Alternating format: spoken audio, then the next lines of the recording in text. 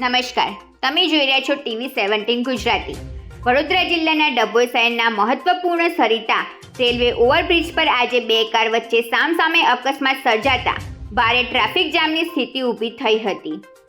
સદનસીબે આ અકસ્માતમાં કોઈ જાનહાનિ થઈ નથી, પરંતુ બે લોકોને સામાન્ય ઈજાઓ પહોંચી હોવાનું જાણવા મળ્યું છે।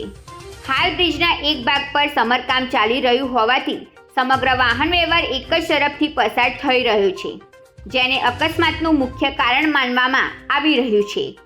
ડભોઈના સરિતા રેલવે ઓવરબ્રિજ પર છેલ્લા કેટલા સમયથી સમારકામની કામગીરી ચાલી રહી છે, જેને કારણે એક તરફનો બ્રિજ વાહન વ્યવહાર માટે બંધ કરવામાં આવ્યો છે અને બંને તરફથી આવતા વાહનોને એક જ બ્રિજ પરથી પસાર કરવામાં આવી રહ્યા છે। આ દરમિયાન આજે સામસામે આવી રહેલી બે કાર અથડાતા અકસ્માત સર્જાયો હતો। અકસ્માત બાદ ઓવરબ્રિજ પર વાહનોની લાંબી કતારો લાગી ગઈ હતી અને કલાકો સુધી ભારે ટ્રાફિક જામ રહ્યું, જેના કારણે રોજિંદા મુસાફરો, નોકરી ધંધા પર જતા લોકો અને અન્ય વાહન ચાલકોને ભારે હાલાકીનો સામનો કરવો પડ્યો હતો। ઉલ્લેખનીય છે કે ડભોઈના આ સરિતા ઓવરબ્રિજ અત્યંત મહત્વનો માર્ગ છે।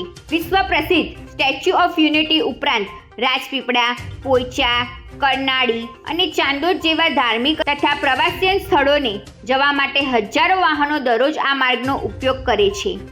આવા વ્યસ્ત માર્ગ પર અકસ્માત અને ટ્રાફિક જામ થતાં દૂર દૂરથી આવેલા પ્રવાસીઓ પણ મુશ્કેલીમાં મુકાયા હતા।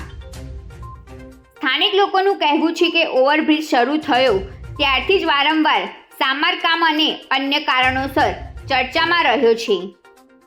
લોકોની માંગ છે કે સમારકામની કામગીરી ઝડપથી પૂર્ણ કરવામાં આવે અને બંધ કરાયેલો બ્રિજ વહેલી તકે વાહન વ્યવહાર માટે ખુલ્લો કરવામાં આવે, જેથી ભવિષ્યમાં આવા અકસ્માતો અને ટ્રાફિકની સમસ્યાઓને રાહત મળે।